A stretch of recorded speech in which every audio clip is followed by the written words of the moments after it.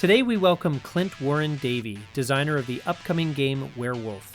Fans of alternate history and of board games, and especially the coin series, will find something of interest here. Stay tuned as you won't want to miss this conversation. This is Legendary Tactics. So we are here with Clint Warren-Davey, the designer of the upcoming game Werewolf. Is that how you say it? Werewolf? Werewolf? Yeah. I mean, if you want to make it sound more German, you can say Werwolf. Werewolf, all right. Werewolf is fine. Okay, that sounds great. And so we're really excited to chat with you today. So tell me a little bit about yourself, your background with board gaming and game design, all that great stuff. Sure. Yeah. So I'm a history teacher. So I have the great fortune of being able to talk about World War II and World War I and all kinds of stuff as my job. But my history with gaming goes back a long way. I got into miniature gaming. I got into like Warhammer and 40K. I got into Flames of War, and then much later on, Axis and Allies and similar war games like that. I'd also Euro games. So I love Agricola, Caelus, Settlers of Catan, even though it's pretty mainstream and everyone has played it by now. I'd still think it's just a great game. And I've recently gone into Twilight Imperium, which I know you've done a video on, which is really cool. And also, of course, the coin series, so from GMT. And that really is the inspiration for Werewolf, because it's a coin-inspired game. Yeah, and that was really intriguing. So can you give us a big picture perspective of the game, like what you're looking to represent there? And yeah, sure. So basically the game it's alternate history. And the idea came from basically 2021. You may remember this, the US pulled out of Afghanistan. So this is an end of a 20-year insurgency, which the US was not able to win. When the US invaded Germany and occupied it in 1945, they fully expected an insurgency. They thought there was going to be a guerrilla war that would drag on for years because of these guys, the werewolves. All right. Now, historically, the werewolves didn't get a lot of funding from Hitler and the other members of the top Nazi leadership. They were few in number, poorly trained, poorly organized, and eventually they lost the support of the civilian population who was sick of the war.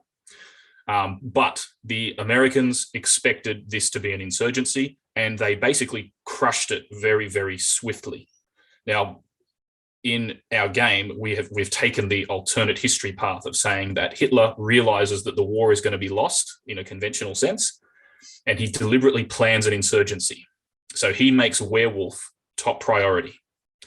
And basically, this is, like I said, what the American army expected to face. They expected to face 2 million Nazis out of uniform back in the civilian population who might rise up again at any moment.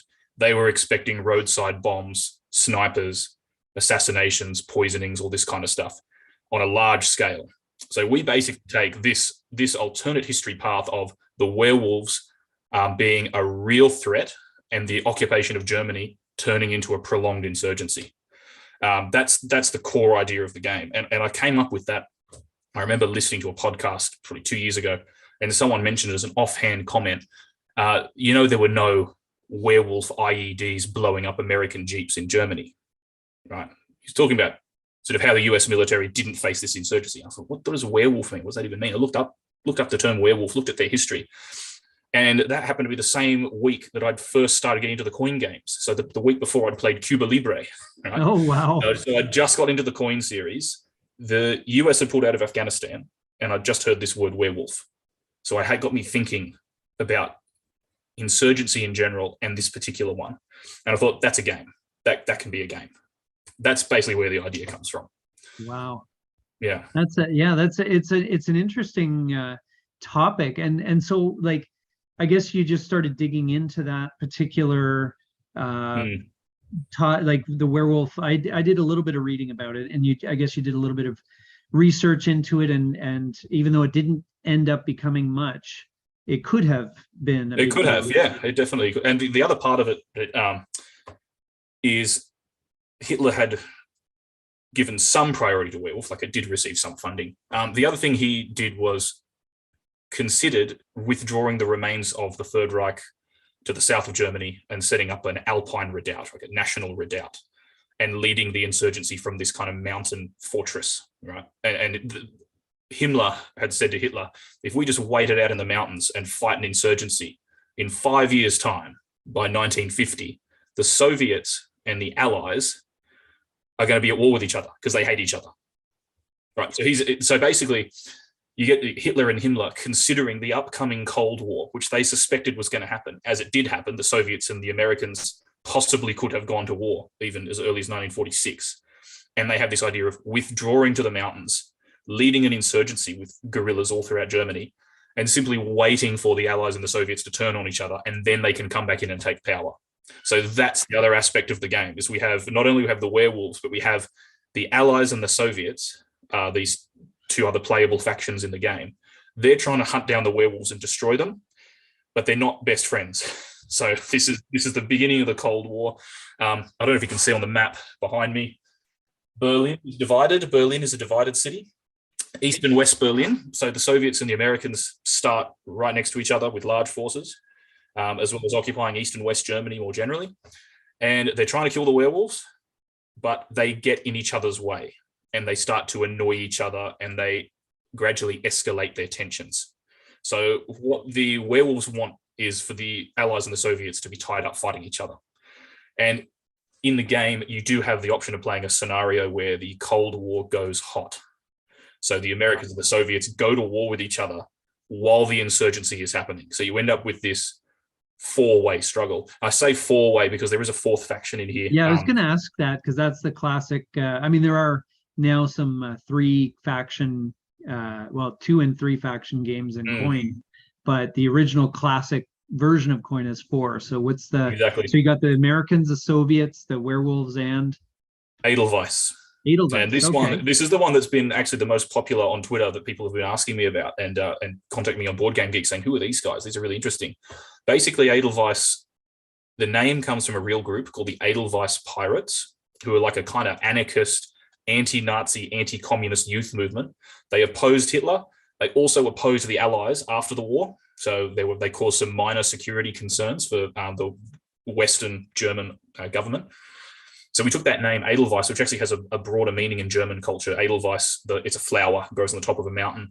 Many soldiers in German history have taken it as a badge of honor to be able to climb to the mountaintop and get the Edelweiss flower and pin it on their uniform, right? So even I think there's an episode of Band of Brothers where they capture a German soldier and they say, he's got the Edelweiss flower. This guy must be really tough, right?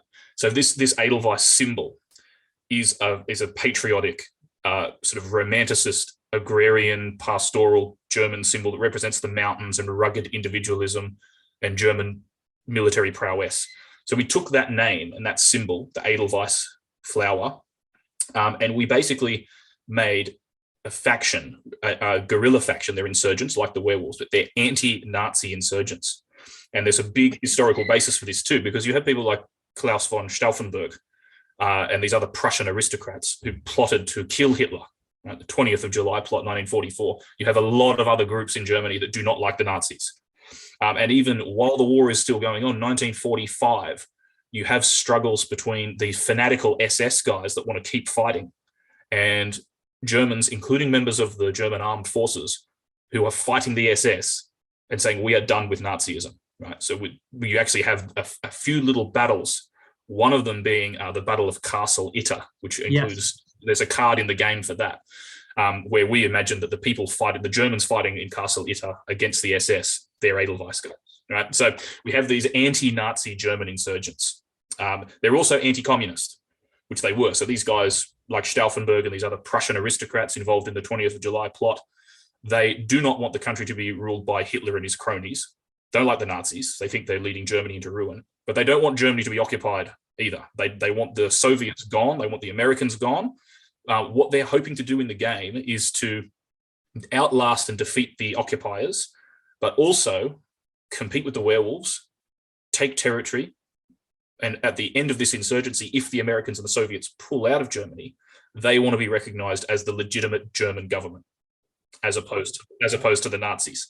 So they're fighting all 3 other factions, as are the werewolves, right? They're fighting all 3 other factions.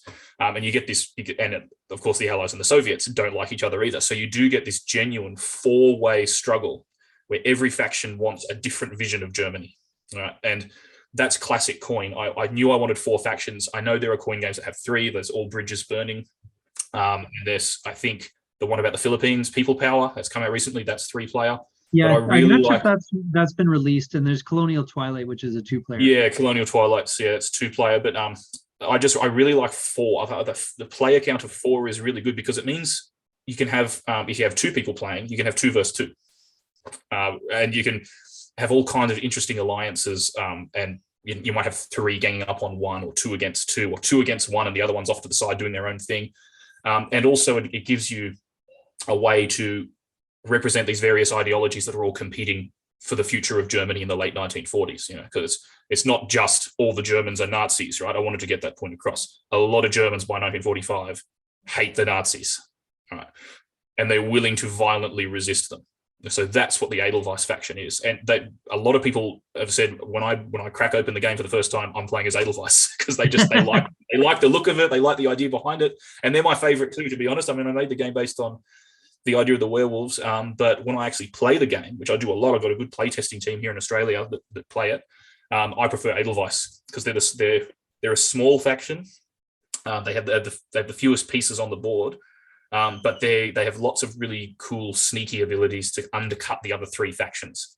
And they're one of these ones where you want them on your side because they can really hurt the other 3 factions in sneaky ways. So they have a lot of bargaining power with the other 3 bigger factions. So anyway, that's the factions sort of in a nutshell. And that's where the idea comes from. Yeah, and 4-player coin is just one of those great gaming experiences. But I know some of our viewers will want to know, is there a solo option? Are you working on the bot flowcharts? Is there anything like that as part of it? Absolutely. And I knew from the beginning that we had to include solo play, and not just solo play. You can go 2 players and the other 2 factions are bots. Yep, perfect. You can go 3 players, one of them's a bot. So you can have any number of non-players. So I made this for 2 reasons. First of all, you got to be able to play the game solo. And I understand, especially during COVID, a lot of people were in lockdown. They couldn't get in contact with their friends, and solo gaming went up. And I know you've done some videos on solo gaming, which I really, really like, about the different mechanics in solo gaming. So I thought I have to include that. There's a lot of people that are only going to play it in that way. But it's also because you need to have a non-player option for people that are not comfortable playing as the werewolves or maybe the Soviets, particularly the werewolves, because no one wants to be Nazi fanatics, right? I totally get that. It's perfectly understandable. A lot of people have said, I want to play the game, but I'm not going to be these Nazi thugs that are going around killing civilians. I can't stomach it. Fair enough. So if you don't like that aspect of the game, get 3 humans and have a werewolf bot that you're all trying to defeat. The bots are tough. They are a challenge to beat. I lose. As they should be. As they should be. I lose a lot. I play the game solo just for play testing. I often play solo as the allies, and I get flogged a lot. It's still, which is good. I want that. Having said that, I'm still going through the stage of finalizing how the solar system is going to work. At the moment, it's flowcharts, so A4 sheet flowcharts. But I am considering changing that to cards. So I don't know. Maybe your viewers could chime in the comments, or they can send me a message on Twitter and say which they would prefer. I know some people prefer the cards. You flip it over, that's what you do. Others prefer the flowchart. You get the whole thing on one bit of paper. Anyway, there's personal preference there, but there is definitely going to be a solo component to the game. Yeah, no, that's great. Yeah, we had the good fortune to interview Volko Ruhnke for the channel. That's coming out soon. I'm just putting the final touches on the edit right now. But have you reached out to Volko about this? Yeah, I have. So I've talked to him on Twitter. He retweets stuff about Werewolf, which is awesome. I have to say, I have huge respect for Volko. He is I think he's one of the leading minds in board game creation. Great guy, so generous with his time and the amount of interviews and things he's willing to do. He's still out there at conventions running his games. All around great guy. And I did get in contact with him and the whole team at GMT. I said, I'm making a coin style game.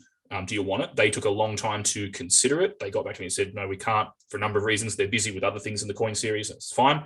So there's like six coin games. Yeah, exactly. Yeah. So they just keep pumping them out, and they don't have room in the schedule for another one to drop in, especially one that's a bit weird as this. I mean, it's a very obscure topic. It's alternate history, which they've never done before. So I get that. It doesn't really fit into what they're trying to do with the coin series. But I asked them, I'm making this, and I got in contact with Jason Carr, who's a developer over there, and Volko, and I said, it's not going to be officially part of the coin series, it's not a GMT game. But they said, it's fine. You just make sure that you're not calling it a coin game. You change the rules, change the wording, change the mechanics, so it's not the same as what Volko's done. Yep, done. And so now it is Legion Wargames is the publisher for Werewolf. And Legion are great because they are willing to pick up designers that go off the beaten track. They make some very different designs from obscure themes, some conflicts that haven't been done as a game before. They've got a huge list of games that they make. If you go to Legion Wargames website, have a look at the variety of games they've got. It's usually small print runs, but they are willing to give a chance to designers to do something a bit different. So I had a couple of choices. I had probably 3 publishers that wanted Werewolf, and I ended up going with Legion for that reason. Yeah. Oh, that's nice to have them fighting over it. Yeah, I mean, they were interested. I wouldn't say they're fighting each other. Okay. They were interested in it. Yeah, good. Now, from a design perspective, what was it like to work with alternate history instead of actual history in terms of the event cards and everything else? I mean, how much creative liberty did you take? How much did you base it on the history, at least as far as it went up till 1945? Well, it's a great question. The answer to that is we've done it as plausible alternate history. We haven't just made up totally random stuff. What we've done is we've taken real events. Every event card in the game is something real. It's a real thing that happened. What we've done is we've twisted it to fit our werewolf universe, the werewolf timeline. I've got some examples here of the cards that I'm just looking at in front of me. Some of them are just 100% historical. They're just historical facts. One of them, if you can see that there, Soviet space program. Yep. That's a real thing. That happened. It's part of the Cold War, Soviets launching Sputnik. That's a real thing. We also have another totally historically normal one, Golden Age of film. So this is the time when Hollywood is making movies that popularize American culture, and they're being shown in Germany, which helps the Germans to become more pro-American. So that's a real thing. And we also have the Berlin blockade, which is, again, another real thing that actually happened. So I would say, the majority of the cards are a real thing that happened, and we've fitted them into the werewolf timeline. It's very, very rare that we've made anything up. There's a few in there that are fictional. There's a few events in there that are fictional, but not many. And what we've done is, as you know, with the coin games, every card has 2 options. You have a top and a bottom. Usually the top row favors the counterinsurgents, in this case, Allies and Soviets, and the bottom favors the insurgents, which is Werewolf and Edelweiss. So every card is an event that happened. We've changed it a bit to fit into the alternate history timeline.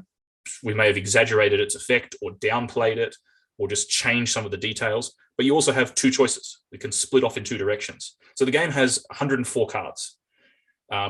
Most of those are event cards. Yeah, so 100, and every one of them, when you buy the game, there's going to be a whole paragraph in the playbook about the historical background and our reasoning for including it in the game. So every one of those cards has 2 options. And in a typical game, you're going to go through, if you do play the full game, you're going to go through 88 of those cards, 88 event cards. And every one of those event cards can branch off in 2 directions. So the alternate history timeline is one that you're creating as you play the game, and it's going to be different every time you play. So the timeline is roughly 1945 to 1948, but that's not set in stone. It might keep going further than that.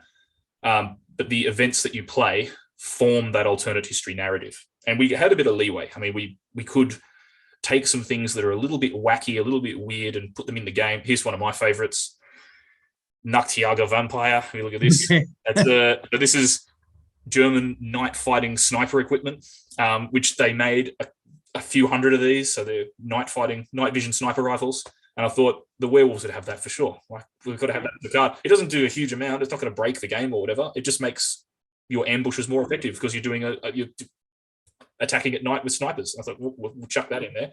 And there's a few other weird ones too. I mean, we've got particularly the technology. The technology is a big part of the game because it's 1945. Hitler has been investing all this resources in Wunderwaffen, wonder weapons. So you guys might know about this. Your readers might know about things like their jet aircraft, like the America bomber. They were going to build a bomber that could fly to New York, bomb the Statue of Liberty in 1945. Just utterly ridiculous stuff. Even they were going to make possibly a sun cannon, which is a giant mirror in space. Which is going to channel this stuff. Real like evil genius type stuff. All this, it didn't go anywhere, as you know. It's they didn't win the war with this kind of stuff, but the resources and the scientists devoted to it, they appear in the game as research tokens. So a research token on the map is either a top German scientist, or it's a prototype of a weapon like a V2 rocket, or a jet aircraft, or maybe a giant heavy tank, or one of these other ridiculous Nazi Wunderwaffens. And all the factions can capture those, and the Allies and the Soviets want them because they want to send them home to Washington or Moscow to fuel their arms race, right? So they want the research tokens. The Werwolf and Edelweiss want them too, because the werewolves, being established by Hitler and the SS, have been given authorization to use these Wunderwaffen. They know how to use them, right? So they have the ability to launch a V2 rocket. So they can capture the research tokens and use them as weapons, as experimental weapons with a random effect. It might blow them up, right? Or it might do a lot of damage. So you have these. And that part of the game, some people have suggested me to drop it. They said this is just too weird, like all these crazy technology things. And you can't build the sun cannon. I just mentioned that as you can get resources for it, but it is in there as a card. But you can use the research tokens to launch an attack with a random effect. And I kept it in there because there's so much weird stuff that was coming out at the end of World War II from the Germans, and I just had to include it. There's stuff like this. Helicopter backpacks. You put a backpack on it, you can fly around like a helicopter. They made one of them and then scrapped it. There's all these technologies that I just had to include in the game. Even if you don't use them for their intended effect, the money that was devoted to those research projects, you can just get the resource. You can get the money and buy troops with it or whatever, sell it on the black market, sell it to the Russians or sell it to the Americans for their arms race. So there's that whole aspect to it as well, the technology side of things with the cards. But the other ones that we've done, my ones that I prefer are ones where we've taken a historical event and we have just exaggerated its effect. And my favorite one is this. So Radio Werewolf. This is a werewolf card. It's a real thing. It's Joseph Goebbels, propaganda minister, right at the end of the war. He has his own radio station broadcasting to all of Germany, and he's telling every man, woman, and child to take up arms and resist the Bolshevik English and American invaders. And he says every German must answer the call and become a werewolf, right? And that actually happened. This radio station was broadcasting right up till the end of the war, almost until Hitler had killed himself, right? So German civilians are getting these insane radio broadcasts from Dr. Goebbels, while the Americans and the Soviets are taking over Germany, and they're being told, yeah, go out and attack them as a civilian with whatever you've got, right? Now, thankfully, most Germans ignore this, but in our timeline, they don't, right? So the Radio Werewolf is a thing. It's a radio station. It's a token that you place on the game board with one of your bases. That represents an underground radio station, and while that is active, Goebbels is putting out this propaganda across Germany, right, on this underground radio station. And of course, as the Allies or the Soviets, you want to hunt down that radio station and destroy it. This might be a mission for your commandos, which you can use in the game. You've got commandos. It might be something where you send a Soviet armored column, divert it from its original path to find this radio station and just blow it up. And there's other cards that you can use to find it. So there's things like that where it was a real thing, and we've just exaggerated the effect, and it just fits into the game's timeline so well. And it's not implausible. I mean, like I said, all this stuff is really happening. We're just saying it happened and it has a real effect rather than just being a waste of time. So, yeah. Wow. Now, when you're designing an asymmetrical game with, you've got two superpowers and essentially two, insurgent factions on a very low budget, how do you get the balance right? Yeah, well, that's a great question. And I guess if you look at insurgencies historically, they all follow this pattern. I mean, the classic case is Vietnam and Afghanistan. So look at the military defense budget of the United States versus the Viet Cong. Right? So it's like the US is spending $1 million for every Viet Cong soldier that they kill. They've got all the planes, they've got the artillery, they've got the tanks, they've got more food, more ammunition, more men, all this stuff. They lose. Now, why do they lose? Because if you're fighting an insurgency, the insurgents are hiding amongst the civilian population.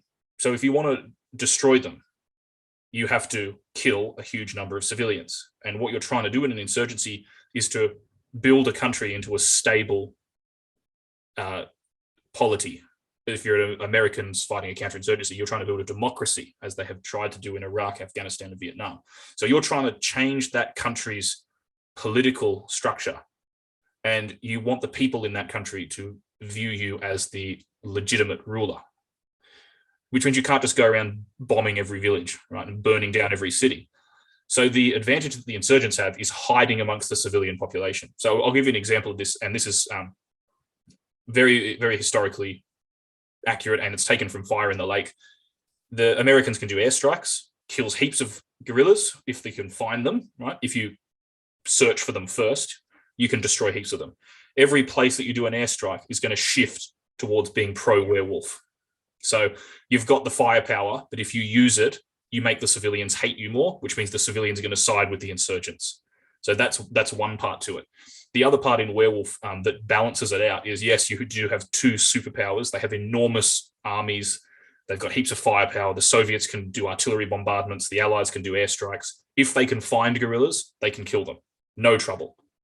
But they have competing priorities. You can't just spend all your time hunting guerrillas. You can't spend all your resources attacking them because you're trying to rebuild the country, right? So Germany's a bombed out ruin after World War II. The Americans want to build a stable democracy.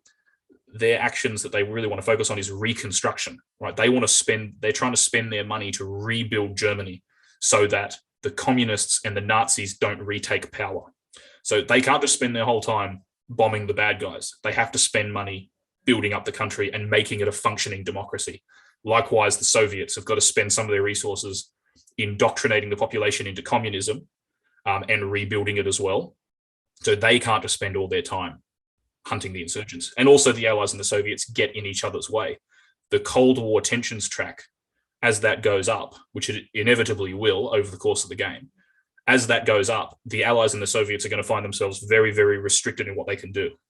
Eventually, it's going to get to the point, if you get to the second last spot on that track, all your forces in Berlin are frozen in place as they stare at each other across Checkpoint Charlie, right? You have these American and Soviet tanks just locked, looking at each other, waiting for the order to fire, and they're frozen in place.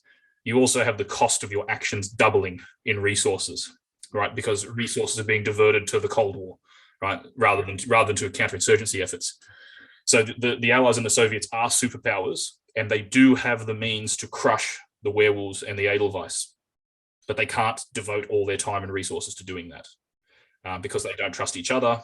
They have the Cold War to worry about, and they're trying to rebuild the country and not make German civilians more radicalized and more likely to join their enemies.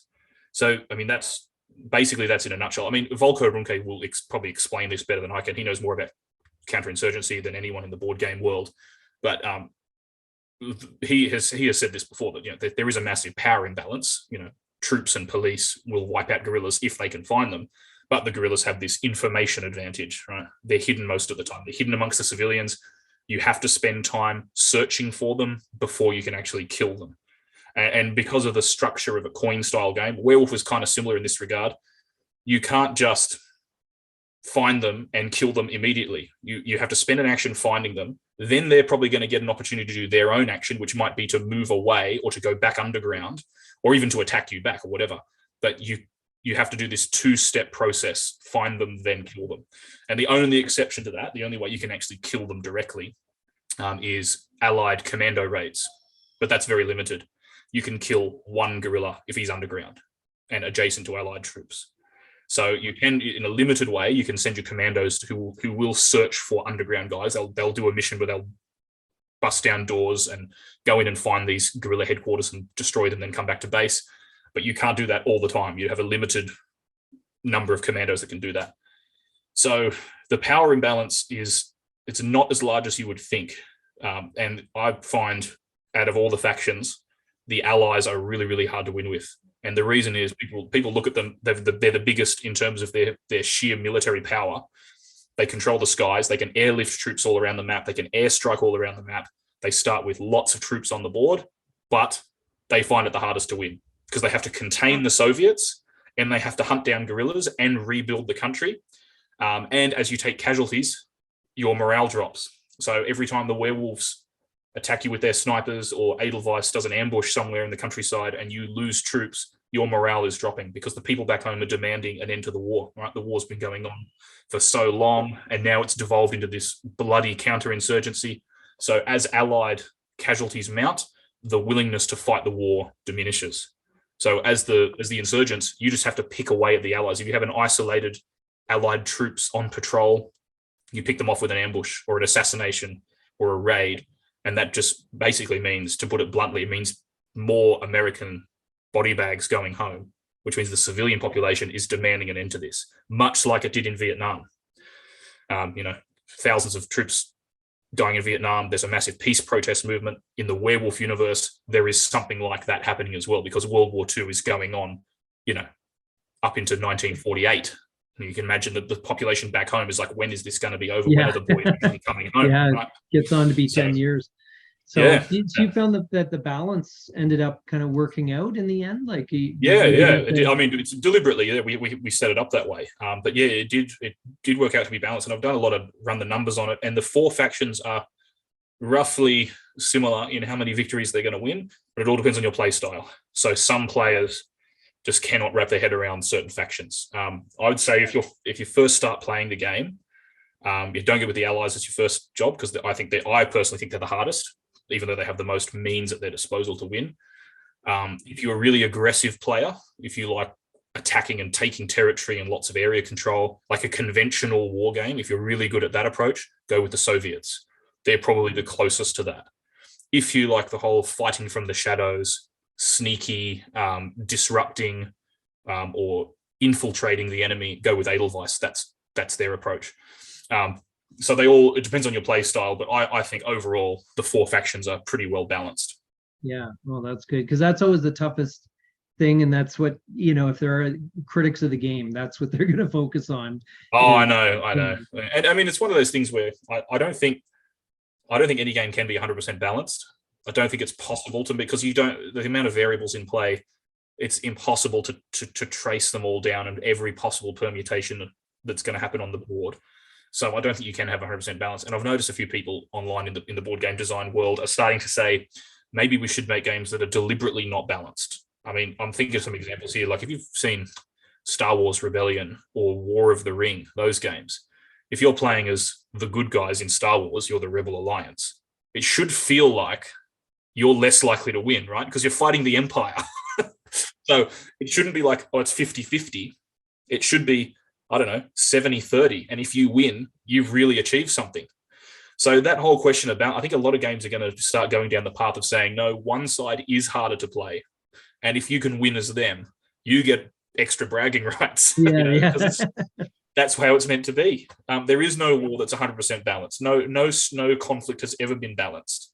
Having said that, we have aimed for balance as much as we can in Werewolf, as in testing it over and over and over again in various ways and trying to iron out the inconsistencies and reducing and increasing the power levels of different factions to make it roughly fit into an even distribution. But there's going to be exceptions. Yeah. So just to ask you to put your humility in your pocket for a second, what would you say is the best aspect of the game? Like, what are you most proud of, or what do you feel is something that really was the best part of this game for you? Oh, that's a tough question. There's a couple of things that I love about it. I really like the cards, the event cards, as they come up. And I'm not going to take all the credit for this. My design partner, Ben Feeney, who has helped me make 50% of the game, he couldn't be here today. Maybe we'll get him on for other interviews in the future. He made most of the cards and he made the graphics. He did the graphic design for the map of the cards. So he's done a great job on these. And I love the story that they tell. It's a real game of like narrative immersion, right? That's how I want it to be. It's like a real thematic experience. You're in this alternate history universe. It's World War II, but not as you know it. And every card that comes up adds to the story and can branch off in different directions, and the cards, the way they bounce off each other. So there are cards in the deck that chain together with other cards to create a really interesting sequence. I'll give you one example of this. It's possible for the werewolves to do a terrorist attack on US soil, so they can sneak there. They can pull that off because here's another little known fact. There's a lot of Nazi sympathizers in America in the 1930s and 40s. So if you can chain together the right cards, you might be able to organize a werewolf terrorist attack on American soil that is then blamed on the Soviets, which pushes tensions up.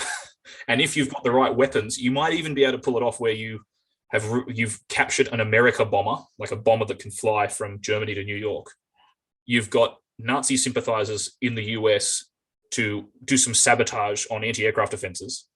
And you can bomb an American city, and then have it blamed on the Soviets. And then that pushes tensions up, pushes Allied morale down, but you have to chain together those cards to do it. That's one example. Another one would be, there's very powerful capabilities in the game. So capability card is one that has a permanent effect. And most of them represent leaders from the time and how they would approach an insurgency. So we have Otto Skorzeny, German commando. He becomes a werewolf leader in the game. He's a capability card. And we also have Ike, so Eisenhower, who was a general during the war, later became president in the USA. He's a card in the game. Those capabilities have a really powerful effect. But unlike other coin games, you can kill capability cards if you play the right card at the right time. So those leaders that are capabilities can be assassinated. So I've got one example here. This card, this is SS Fallschirmjäger Battalion 500.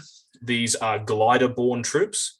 They did a few interesting tactical moves very, very late in the war. In the game, those guys they can sneak in with a glider assault and maybe assassinate General Eisenhower. Oh, wow. That's an example. And then likewise, the Allies have a similar card for the British SAS, who can assassinate people like Otto Skorzeny.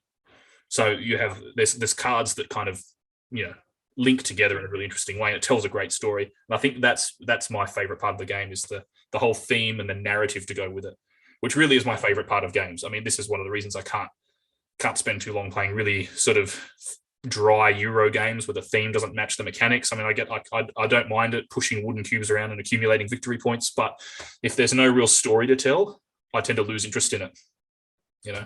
And even something as simple as like Agricola, which is like a farming game, it's a Euro game, that has a good the theme and the mechanics are very closely linked together, and that does tell a little story. You got to feed your family, you got to build your farm, whatever. That has a good unity of theme and mechanics. But what I really like is what I would call a deluxe thematic experience of a game. That's what I really like. And that's why I'm getting into things like Twilight Imperium, as I mentioned before, War of the Rings, Star Wars Rebellion, and even the big Axis and Allies Global 1940. We have the giant table. You can have like 8 people playing, goes all day. War Room. Yeah, and I want to get War Room. Yeah. Have you done a video on War Room? I don't know. No, we haven't yet, but it's on our radar for sure. Yeah, cool. Yeah. Well, that's another one I'd like to get. So that's what I really like about games, and that's what I think you get with Werewolf. You can do it as this all-day deluxe experience where the narrative is central and that it's driven by those cards. And like I said, it's 100 cards. Every one of them has got a paragraph explaining it in the playbook, so you can read up on that. I've said on Twitter before, you could just get these cards, shuffle them, lay them out, and write an alternate history novel based on the order of the cards.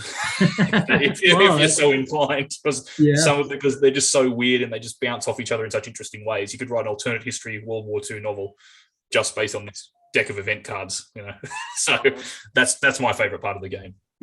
And what was the most challenging part of the design for you? Oh, well, to bring it back to the early point, it's actually the balancing the factions, balancing the setup, and the victory conditions. Victory conditions are really hard, and this is something I encourage all designers to focus on. Look at your victory conditions first. That really determines the game. So you've got to get those nailed. They have to be spot on before you start tinkering with anything else. So the victory conditions in the game, obviously it's asymmetric, 4 factions. Every faction has a different victory condition. They're all trying to reach a different number, and the number represents different things on the map. Anyone who's familiar with the coin series will know, a lot of these are to do with the loyalty of the population.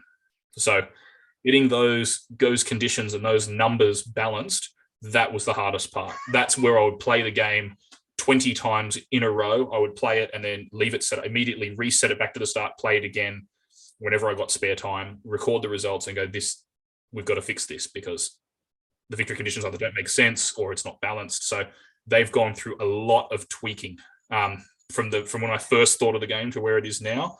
Very, very different. That was the most challenging part. And I think that's challenging for all designers, is getting the victory conditions right. And even then, I'm considering adding another aspect to the victory conditions, because I've noticed a lot of people are complaining about a concept called king making in games. I don't know if you've heard of this. Yeah, so basically the person who's coming last decides the winner. They can't win anyway, but there's two people competing for the top spot. And if you're coming last, you can't win, but you can target one of these guys and make someone that you hate lose, even though you yourself can't win. And this seems to be a problem. People say it's a problem in coin games because you have factions that they can be very close in victory points, and they're like crabs in a bucket. When a crab tries to climb out of the bucket, the other crabs claw it back down.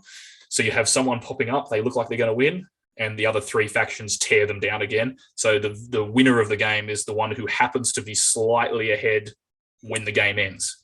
And then if you're not ahead, if you're coming, a little bit closer to the bottom, you can't win, but you can decide who else wins. So that little problem, I don't know.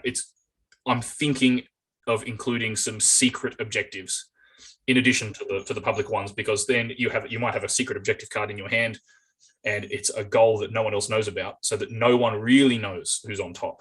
And then you don't have that king making aspect, because that card might be worth 5 victory points if you can, say, kill X number of Soviet troops, for example. If you can do that by the end of the game, and if you have those secret objectives, it should eliminate the king making aspect. But that's an idea at this stage. Yeah, and that involves another rebalancing. Yeah. But I am considering it, and we've still got some time to do more play testing.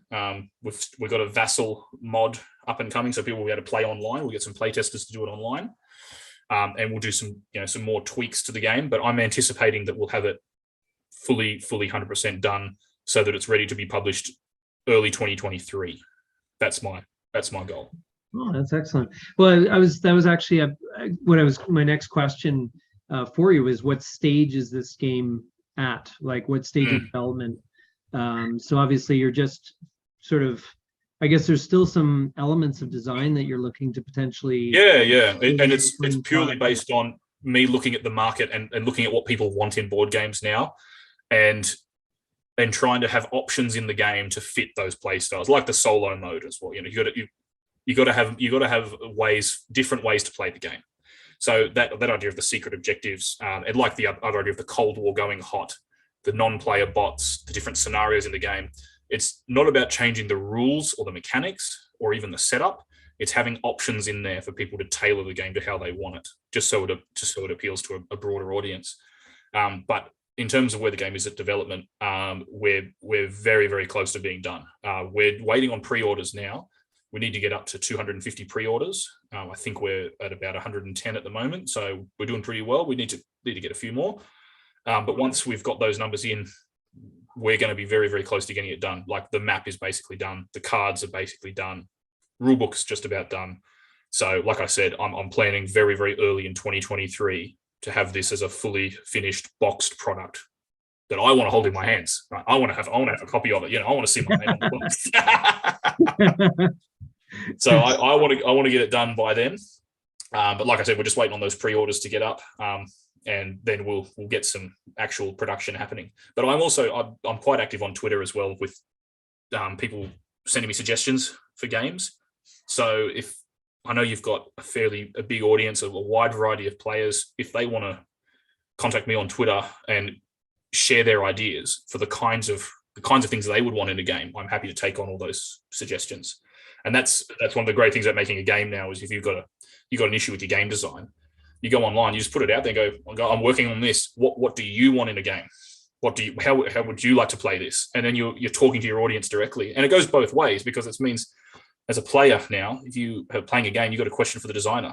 Most of the time, you can just send them a message on Twitter or send them an email, and they'll answer. And I find that amazing, because it's not like you go to the movies and you don't like a movie, or you're confused about it, so you've got to see Once Upon a Time in Hollywood. You can't just like email Quentin Tarantino and say, what is the meaning of the film? And could you have done it differently? He's not going to reply. But if you're playing a board game, say you're playing Andy and Abyss, and you've got a question about the game, you can just send Volko a DM on Twitter and go, why did you do it this way? And he'll probably reply. He'll probably get back to you within a day and go, oh, I did it like this. So it's amazing that you can have this dialogue between designers and players. And it really should mean that we get games of better and better quality as time goes on, because we can make games that people want to play. And players can contact designers and say, this is the type of games that we want. It's amazing now to do that in the online space. I've got so many ideas bubbling away, and I put them out there on Twitter. Sometimes people go, that's a stupid idea. I'm like, I would never buy that. But then other times people go, that sounds awesome. You should make that. And I know someone who can help you make that. So, it's a great place to be in as a designer. Well, that was actually my second last question to you right now. What's next for you? I know you're driving towards getting this one done, but yeah, you've got some ideas percalating. I've got a lot. I've got too many. I've got too many ideas. And the problem is, I've got to pick one, because it takes me, as a rough estimate, it's probably going to take me 2 to 3 years to make a game. Right? That's how long it took me from when I thought of Werewolf to when it's at the stage where it is now, where we're getting pre-orders coming in. That's about a 2-year process, because I've got kids, I've got a full-time job, I don't have a huge amount of time to devote to this. I really only do it on the weekends. But I do have a lot of different designs. And again, if anyone wants to contact me on Twitter and let me know which one you want me to do, this would be great to get some numbers on this.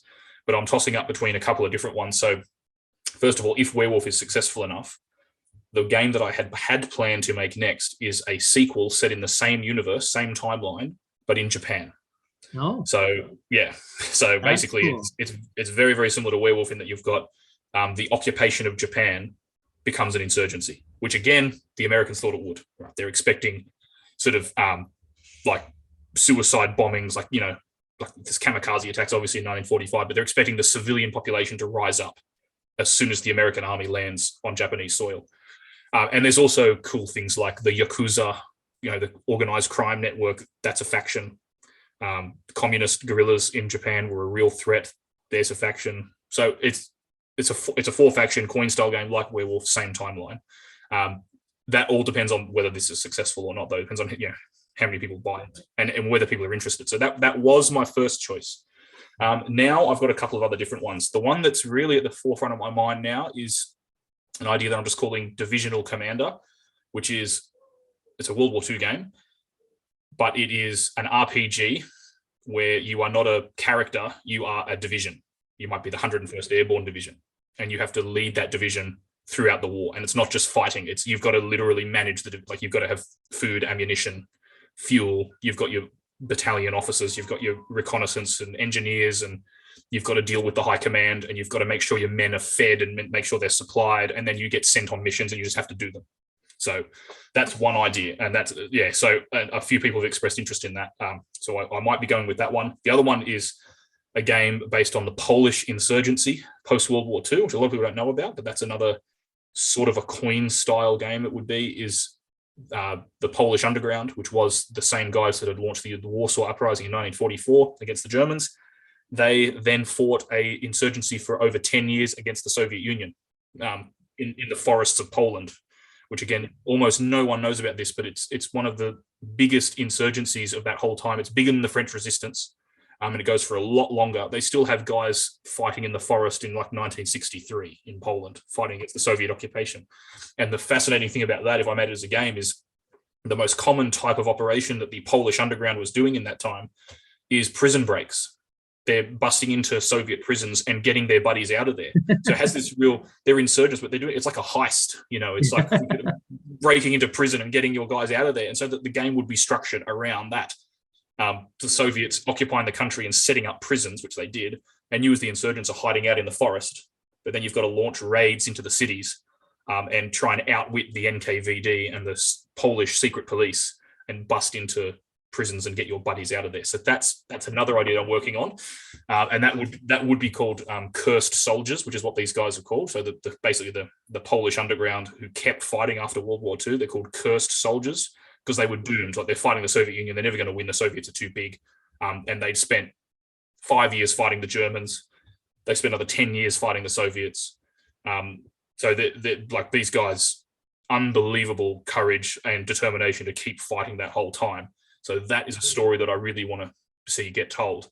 And then some other ideas I've got is a sort of a fantasy game for 4 players that takes the ideas of Volko Ruhnke's Levian campaign series. I don't know if you've seen much of that. So Nevsky. Like Nevsky, yeah. Yeah. So basically take those ideas of logistics and operational level maneuver in a medieval setting, but repackage it as a very, very simple, streamlined fantasy game that can be played in 2 hours and will appeal to the same type of people that like Root, for example, like Cole Worley and leader games, those kind of games where you can play them in an evening and the aesthetics are not grim and historical. They're more light, fantasy, maybe even with animals. But I really wanted to take those core ideas that Volko's got from Levy and Campaign, which I love, and repackage it for a broader audience. So that's another idea that I've got at the background. And then I've got another probably 3 or 4 other designs that I'm thinking of too, but I've got to pick one and stick to it. That's my biggest challenge at the moment.